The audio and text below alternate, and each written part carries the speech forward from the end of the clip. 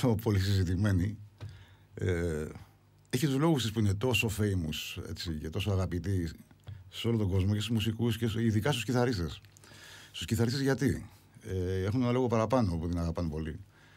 Ότι είναι λες και το όργανο τους είναι φτιαγμένο για αυτή την κλίμακα. Είναι μια κλίμακα που μπορεί να παιχθεί από την πρώτη στιγμή. Δηλαδή, μόλις έπαιξα μια πεντατονική, αυτή του μη μινόρε.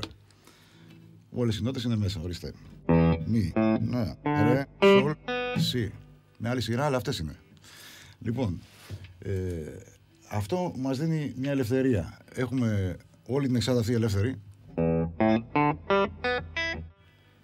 Το μόνο που έχουμε να μάθουμε, να θυμόμαστε, είναι έτσι, τρίτο τάστο, τρίτο. Στις επόμενες τρεις, δεύτερο.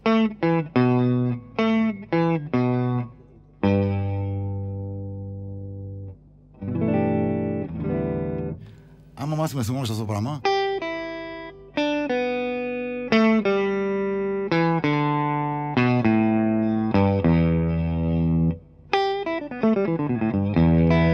έτσι, αυτό είναι κάτι που μπορεί να το κάνει κάποιος από την πρώτη μέρα, πιστεύω. Να λοιπόν, ποιος είναι ο κύριος λόγος είναι τόσο αγαπητή κλίμακα αυτή?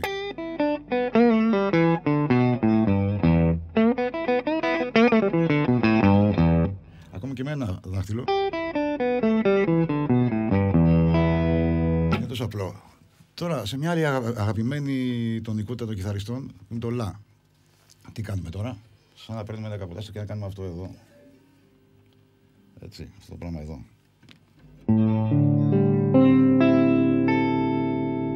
Αυτό που εδώ στην τονικότητα μη το έχουμε for free,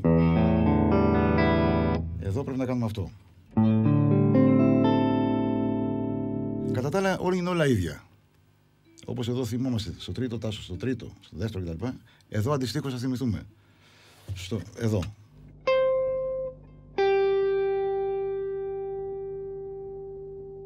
Τα τρία επόμενα, στο έβδομο και στο όγδοο.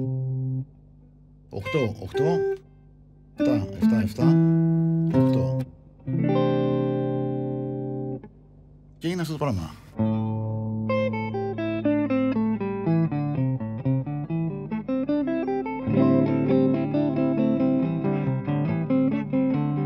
Αυτό το πράγμα.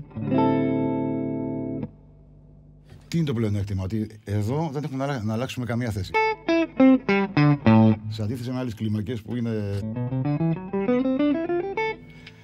εδώ πέρα έχουμε μόνιμα αυτό το πράγμα, δηλαδή.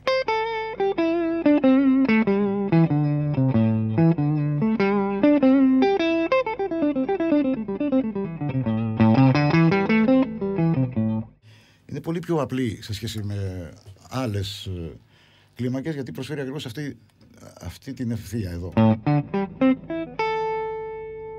Μιλάμε πάντα για αυτή τη θέση, έτσι, γιατί δεν είναι η μόνη της θέση αυτή.